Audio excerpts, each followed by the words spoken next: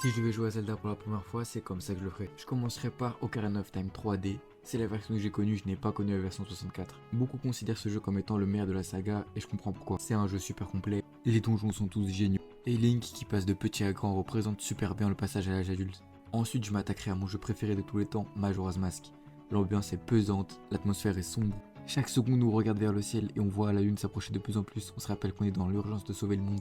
Soit vous allez adorer ce jeu, soit vous allez finir traumatisé, dans tous les cas je vous le recommande. Et je m'attaquerai ensuite à A Link Between Worlds, un des jeux les plus sous-cotés. La mécanique d'alterner entre les deux mondes est vraiment intéressante. Le jeu est assez long et l'utilisation de tous les objets rend le jeu vraiment super fun. Ensuite on va avoir Zelda Triforce Heroes, un jeu qui a été conçu pour jouer à 3, mais vous pouvez très bien le faire tout seul. C'est une succession de donjons qui s'enchaînent, une tonne d'énigmes et de boss super épiques. Ensuite on continue sur du lourd puisqu'on va s'attaquer à Wind Waker. Je parle ici de la version HD, c'est plus ou moins la suite d'Ocarina of Time, et ça peut s'asseoir clairement au même niveau. Rajouter à ça des balades en mer pour découvrir des petites villes dans lesquelles se cachent des cartes de cœur, des rubis, des items. Si vous aimez l'exploration, je vous le conseille fortement. Et maintenant c'est au tour d'un autre épisode assez sombre également, Twilight Princess. Comme vous pouvez le voir, l'atmosphère est aussi inquiétante. Link pourra se transformer en loup, ce qui ajoutera un gameplay totalement différent et vraiment original. Ça contraste vraiment avec les atmosphères colorées des jeux précédents, et ça reste pour moi l'un des meilleurs de la série. Et on va terminer sur Breath of the Wild. Personnellement je n'y ai pas encore joué, je vous laisse le soin de me dire dans les commentaires ce que vous en avez pensé et si je devrais y jouer ou pas.